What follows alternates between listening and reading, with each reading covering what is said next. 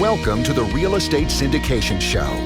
Whether you are a seasoned investor or building a new real estate business, this is the show for you. Whitney Sewell talks to top experts in the business. Our goal is to help you master real estate syndication. And now your host, Whitney Sewell. This is your daily real estate syndication show. I'm your host, Whitney Sewell. Today our guest is Caleb Guilliams. Thanks for being on the show, Caleb. Hey, thank you so much. And you nailed my last name. So thank you for that. Awesome. I don't always get them right, but I try hard at that, but appreciate that. A little about Caleb, in case you have not heard of him before. And I'm looking forward to this conversation just because I love seeing guys and gals who, are just hitting it hard, and understanding a lot of this stuff at a young age and making things happen. That's not what I saw growing up. My friends were not doing the things that Caleb is doing. And so I wish I had known then what I know now, and what he is doing. But, after taking over the investment department of a bank by the age of 19, Caleb has become somewhat of a financial prodigy, being named America's new face of finance by Fox News, speaking to hundreds of thousands around the country and building a company that has risen to the top 1% in the industry. He helps people take back control of their financial life by showing them how to both increase cash flow and spending ability in the present, while increasing savings and spending ability in the future, all without taking on market risk or uncertainty in one's financial plan. So looking forward to hearing about that, Caleb, how you're doing that, this plan. I know the listeners and myself need to be probably thinking about this, in this method that you have. But give us a little more about your background, who you are, and let's dive into this method, this plan that we need to better understand.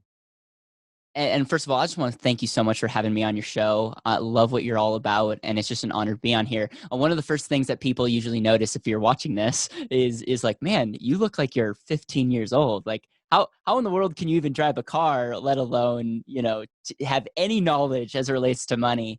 And I've been really, really blessed because I grew up in a home. I was the oldest of 6 kids, grew up in central Wisconsin. And number one, did not enjoy the cold weather, but my parents instilled in me to be proactive, work hard, but they weren't entrepreneurs. So one of my first jobs when I was 15 years old is I worked at a chicken farm, and I started making some money, processing chickens. Let's just say for your listeners, I appreciate the chicken sandwich a lot more than the average person. And I started making money, and I'm like, man, our money can start working for us. And I started dabbling in a lot of different investments, got a job at a bank at 17. And worked there in every department. Worked in our investment department as the investment assistant at the age of 18. And then, like you mentioned before, 19-year-old Caleb, one day, the guy that was running our investment department took another job. And I took over a massive responsibility. And that was really the foundation that has given me like the platform, but then also like the freedom to start learning some of this stuff. And what I did on a local level is I connected with people. I realized if I talked to people like you and treated you to lunch, you would actually pay, and you would also give me all your secrets. I'm like, this is pretty cool. I wonder if this could work at a national level. And I think you could summarize my story by a lot of people I think felt bad for me, and they just share with me all their secrets. And I had this beating mission to help people live to a higher potential. And I knew that money, if you figured out your money thing, that you could totally get there. And so learned all that stuff, came out with a book at 21 called The And Asset, which we can dive into because for your audience, they need to understand the strategy as it relates to investing in syndicate deals and as it relates to just investing in general. And then also just gain a bigger understanding about how we can use our number one asset, which is ourself, which is our ability to create value in the world, and how most people in America, if you look around, are devaluing their number one asset. And so at 21 years old, I left the bank, started BetterWealth, and now we work with people around the country. And we've been growing because I think people are starving for a more empowering message as it relates to their money.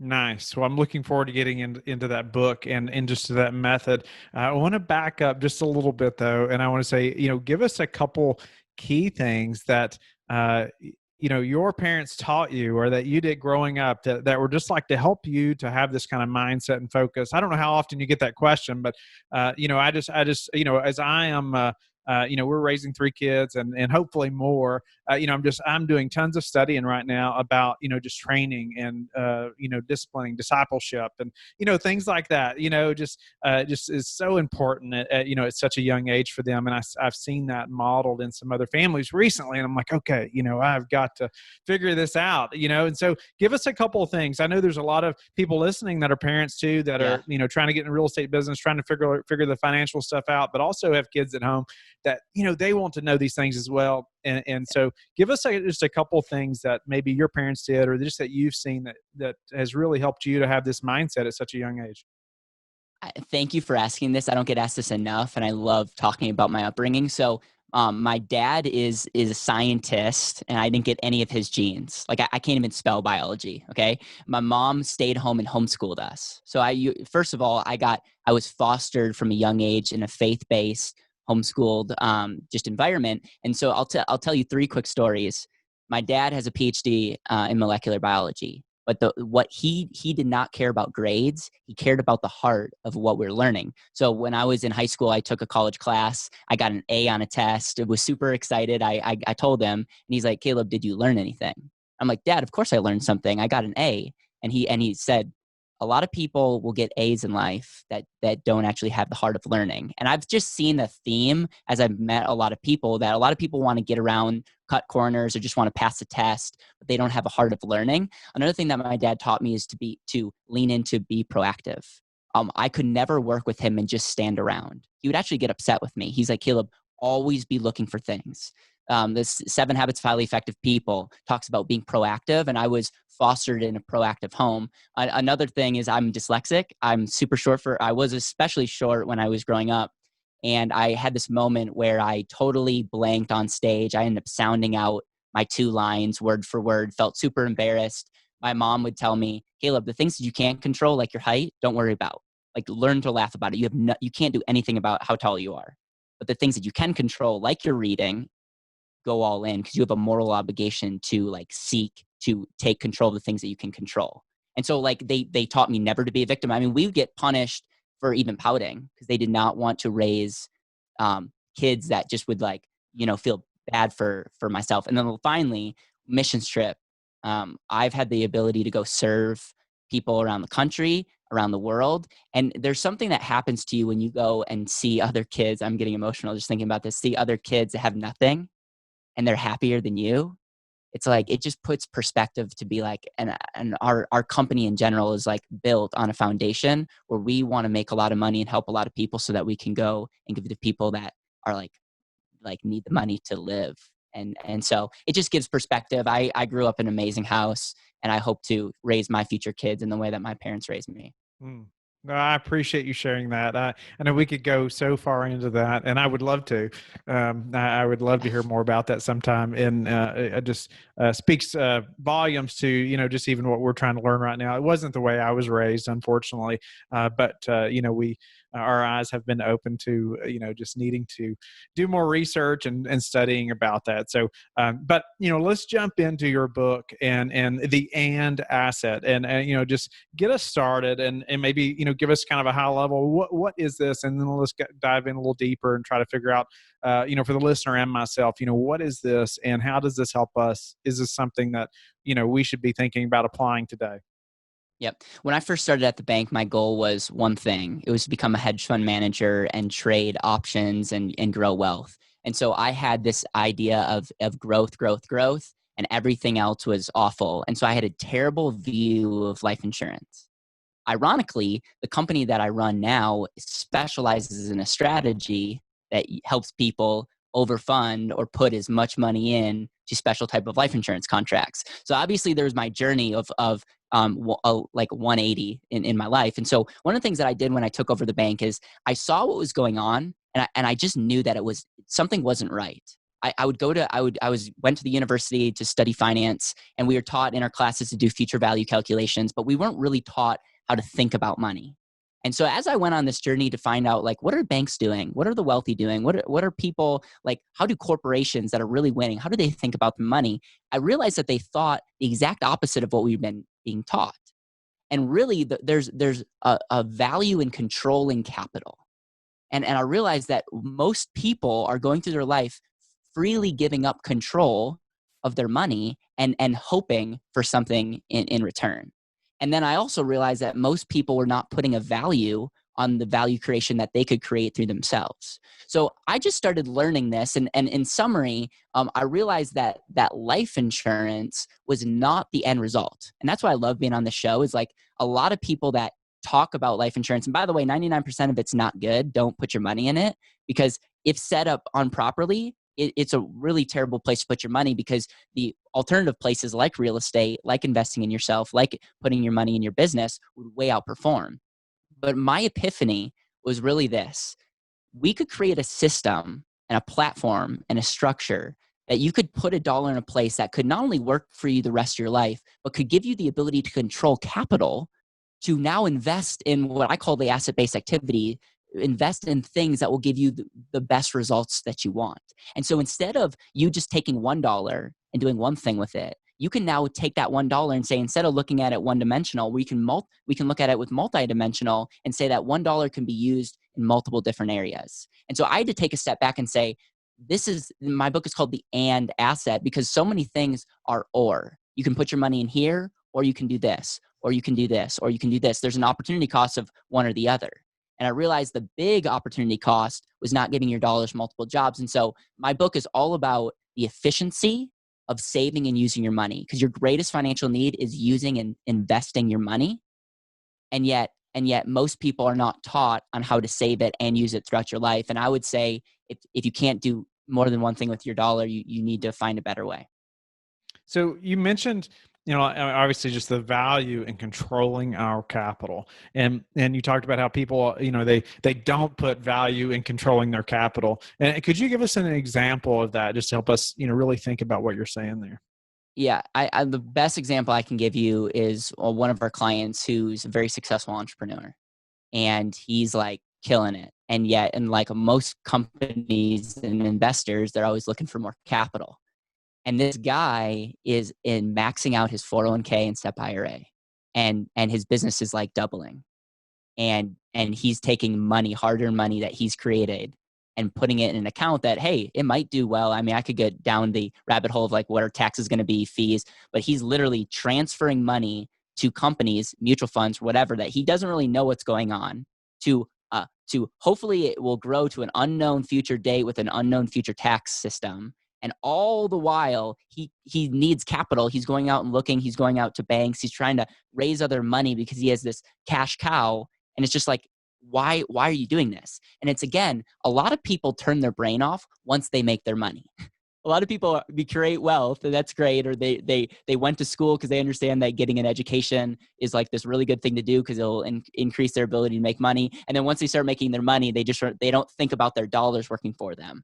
I think the big epiphany is like, our money is a tool. A lot of people have an unhealthy relationship of money, but money is a tool, and it'll just amplify whether good habits or bad habits that you have. And I also just want to say this: when I think about or talk to people about money, it's not just about the strategy. The reason I'm diving in is I know that your audience is like wants the nuts and bolts. But we talk about clarity and getting clear on what you want. And Wall Street and the industry will tell you ROR matters, rate of return. We talk about ROR being return on results. And this is super interesting. I know you're nodding your head, because results are so important, and so many people are not even thinking about their money in a way that this is really just a tool to help me get what I want quicker. And so number one, you got to get super clear on where you want to go. And number two, you have to be super efficient at what you're currently doing. You have to optimize your cash flow. You have to optimize your assets, and you have to look at your debt. And if you have any bad debt, you have to have the self-awareness to eliminate that so that you can, again, get closer to your results. The third principle is all about consistency. And that's where we start incorporating the and asset strategy. And then the fourth principle is all about use. And that's where you come in, because then we show people, now that you're saving your money, where can you put your money in a place that can create appreciation, cash flow, maybe some depreciation in this case, where you can get maximum results. And so what I love about being on the show is like, yeah, real estate's really powerful.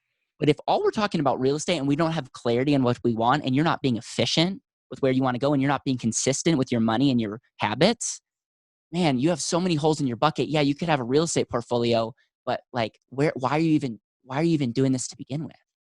So I get fired up about this, and especially being young, because I realize so many people are getting half truths and they don't actually know why they want to do what they want to do.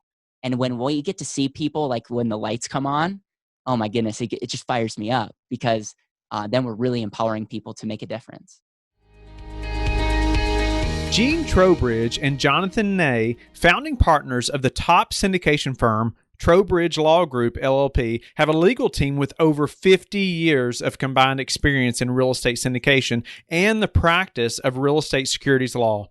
Over this time, Gene and his partners in several past firms and currently have helped clients raise close to $5 billion in offerings by empowering entrepreneurs to raise capital legally.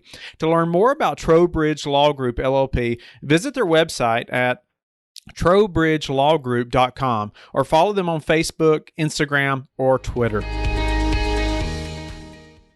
Nice. Well, help our lights come on. Help us to think through this a little bit. Help us to gain, and be more efficient, with our money. And I mean, if you're in the syndication business, we're always looking for capital as well, right? But even if you're the operator, there's times when you need capital, whether it's for an earnest money deposit, or maybe you want to invest in a deal. And then anyway, it sounds like this may be an option that we need to consider. But let's jump on in. Yeah. So here's what I want your audience to consider. And this strategy has to do with where you put your money. Your money's got to reside somewhere. So a lot of times when people make money, they're putting it into a savings account and checking account to put into a real syndicate deal, or they're putting it into an investment account. And I want people to understand two functions. I believe the most powerful, I would say maybe principle or factor when it comes to our money is understanding opportunity cost.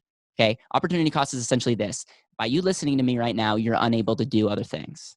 When you make a decision financially, you're saying no to a lot of other opportunities.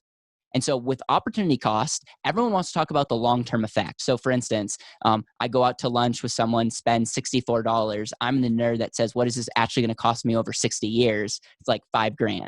Okay. It's because my $64 is no longer able to work for me or grow interest. And that interest would have grown to over $5,000 someday in the future.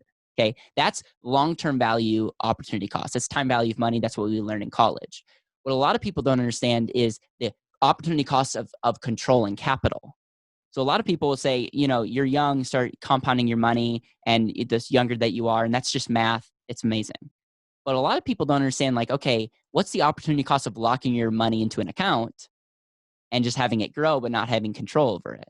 And so the reason I'm a fan of the AND asset, and I'll just really dumb this down so that you get the picture, is when you set up a life insurance contract properly and you overfund it, meaning we're minimizing the insurance. We don't care about the insurance. All we care about is that we get to put as much money in to a contract between you and the insurance company. And this contract pretty much says that they are going to grow your cash value, your money, tax-free for the rest of your life. Okay. So that tax benefit's pretty great. It's conservative growth, 3.5%, 4.5%, not going to change your life. But when you add in taxes and fees and all the other things, it's really comparable to like a 7 or 8% return on your money.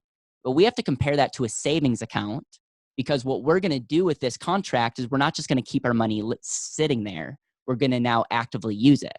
So we're putting our money into an overfunded life insurance contract where our money will grow long-term, tax-free, not going to change our life, but it's the efficiency of you letting your dollars continue to grow.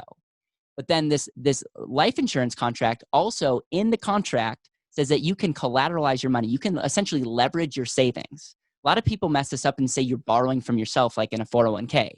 But no, when set up and used properly, you're actually putting your money as collateral, like a HELOC, and you're saying, I'm going to loan against my money. My money's continuing to grow. This sounds too good to be true, but it's not. Your money's going to continue to grow. You can borrow against your money at an interest rate of like 4.5%, 5%. And then here's the thing that I'll say. If you can be more productive than the cost of capital of borrowed, so if you're borrowing at 5%, it wouldn't make sense to pay off debt at 3% or make an investment at 3%. But if you can make more, like maybe a syndicate deal can be at 7% and you're borrowing at 5%, I show people that's a 40% rate of return on your money, because your money is continuing to grow. You're taking the velocity principle of banking. You're taking someone else's money and multiplying it. So my book is a little bit misleading on the title, because it says the secret way to save and use your money at the same time. You're not actually using your dollar twice. That would be impossible. But it's a contract that allows your money to continue to grow and also be able to collateralize that and do other deals like real estate. And so why this is so powerful for investors and entrepreneurs is they're able to save a lot of money, and they're able to know that all their money is going to grow the rest of their life conservatively. But it also gives them the ability to invest, to have an emergency fund, to capitalize the things that they're really passionate about. And the reason why this strategy is really great for those types of people is when you can take $1 and give it 2 jobs rather than 1, it's amazing. For most of America, they don't have the mindset to multiply their money. So this strategy really may underperform what a Roth IRA could do. But a Roth IRA, you can't give $1 more than 1 job. So this strategy is not for everyone. I would say only about 5% of America should even consider this. But for the people that, like your audience, that really sees the value of investing in deals, it's an amazing way to give your dollars multiple jobs. And I totally understand if you have questions. I just want to go right to the point. Yeah. I want a couple quick questions. How does the insurance company grow the money? I'd like to know where my money's, invested, Yep. what I'm investing in, it's things that I agree with, or I'm not supporting things that I wouldn't approve of. And I just wonder, what is it invested in? Do you have any control over that? Great question. The whole life mutual companies, the blessing, and you don't necessarily have control on what they're investing their money in. A lot of what they're investing in is interest rates, long-term bonds, some real estate.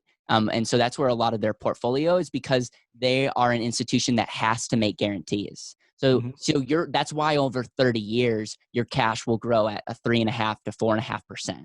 It's not going to change your life. And that's one thing that I'll say. They're also, because they're insurance, they're making money on mortality. So essentially they're large numbers. They pool the risk, and because they have the ability to look at large numbers, they're just making money on just the mortality. And because they're a mutual company, they pass that down to the policyholders. And so you get the benefit of them being profitable because you have part ownership like a credit union. But as far as making decisions on what they're investing in, as far as real estate deals or long-term bonds, you don't necessarily have the ability to determine that. Nice. So could you just kind of walk the listener through maybe an example? They got $50,000 that they're considering investing into a syndication. What would change that for them if they use this model and kind of just, I know we don't have a ton of time left, but what would be some of the steps to make that happen, and what would they expect from that? Yeah. So great question. So you have to go through the process of even getting. It's not something that you can just sign a piece of paper and then you have to go through an application process and get approved. And say you're approved, then you can fund the policy. Now the downside of this strategy, because I always want to be upfront with this, is not everyone qualifies health wise, because you have to be healthy enough to say hey, we'll do life insurance on you. And the other downside is you don't have all your money that you put in immediately to use. Usually we have anywhere from 75 to 90% available. So that's when I'm talking to real estate people and they want to do a deal and they have all their money and it's going to cost all that money. We usually will look at a strategy to implement this over a couple of years, because I never want to take away someone's ability to make a deal right away. But so those are the two downfalls to the strategy. But once your money's in, think about the 50,000, and I could have a future calculator if we had extra time. I would take that 50,000 and I would say, what at 4%, and you can do this at home, what at 4%, what would that grow to over 10, 15, 20, 30, 40 years? Okay, so you have that thing going on. But then to access that 50,000, instead of taking that money out and disrespecting the compound growth, we would be borrowing the insurance company's money, 50,000, at 5%. And so I had someone that just did this the other day. They put in $100,000 into a strategy like this. They did a deal where they were going to get 12%. Now there's risk, as you know, there's risk to deals. They were going to do a 12% deal, and their money was in their insurance contract. So we literally showed this is how we do the math. Their money in their contract is going to grow the rest of their life. So we factored that in. They also had a $2.5 million death benefit that they didn't necessarily care about, but it's important when you think about estate and planning. they also did that deal, and the cost of that deal, I talk in my book about cost of capital. The cost of that deal cost them 5%. So, then they're going to make 12%. So what they made on that transaction is 140% if you want to be technical. But what they did was the money that they were getting, they took some of that money, pay back the insurance company, and then they took the rest and just considered that a profit. So that's an example of how someone could use this strategy along with the syndicate deal. In the short term, it doesn't really make a difference. Over 10, 15, 20 years, you have an asset that's continuing to work for you the rest of your life, and hopefully really smart business decisions and investments. And now your dollars are literally giving you two things rather than one. And like I said, it doesn't change your life. Even in the first 5 years, doesn't make much of a difference. But over time, by giving your dollars multiple jobs, it really can move the needle.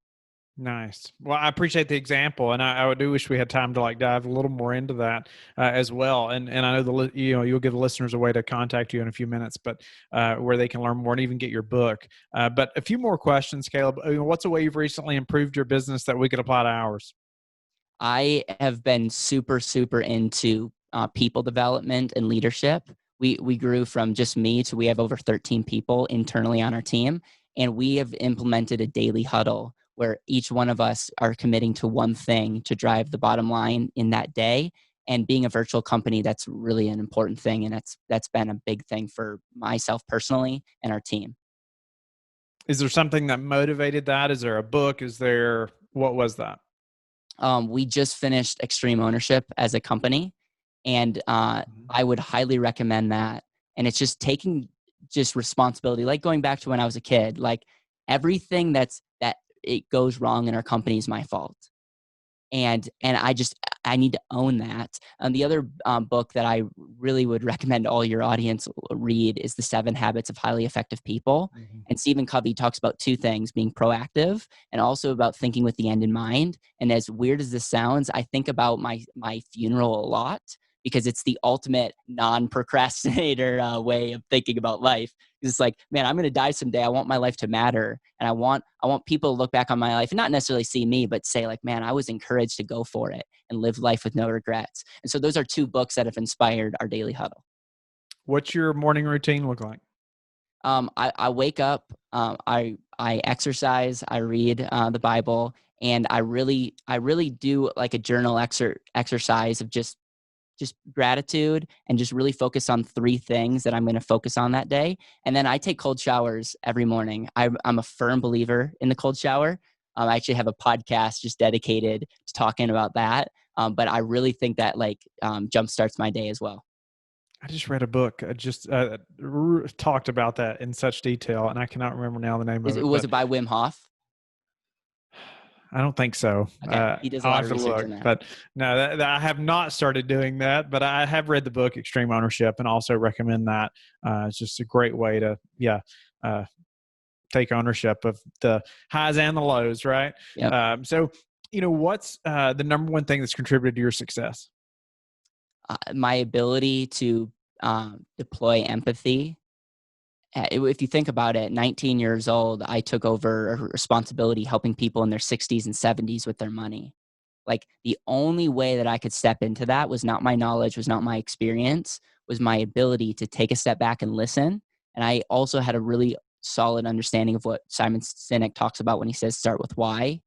Everything that we do at our company at BetterWealth is to seek to understand why before we prescribe anything. And at 19 years old, I had that, and it's been something that I've been honing, and that's been something that our culture has. And so that's how I would answer that question. Nice. Well, Caleb, I'm just grateful for you just sharing your story. It's so much, even a little bit about childhood too, that can help all of us, as parents and things like that. But and just your drive and making this happen at such a young age. Just congratulations to you. Tell us how you like to give back. Oh man, I love that question. I'm sending everybody on my team overseas. We were going to go this year, but it got canceled due to just the current events. So I love giving back. Yeah, I love giving money, but I especially love taking time out of my week and then having other people that I highly respect going back. And just like as a kid, how that inspired me. everybody at Better Wealth is going to spend a week and you're going to get paid for it to serve and give. And I'm doing that selfishly because I know when people do that, it's going to make a ripple effect. And so that's how I love serving with my time, because now that is way more valuable than just writing a check. Incredible. Well, thanks for sharing that, Caleb. How can the listeners get in touch with you? How can they learn more about your book? Yeah. So if you go to betterwealth.com, it's betterwealth.com, you can access a lot of things. Like we have a podcast, we have a YouTube channel. You can get my book. I'm just for like $8. And like, so that's where you can go.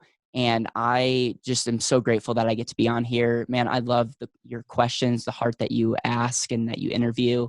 And I just want to encourage everybody to like live intentionally. And whether it's something that I said or a resource that I have, or it's this amazing podcast, like what's one thing that you can do intentionally that can move the needle? And so at Better Wealth, you can find out all that information and get my book. Thank you for listening to the Real Estate Syndication Show, brought to you by LifeBridge Capital.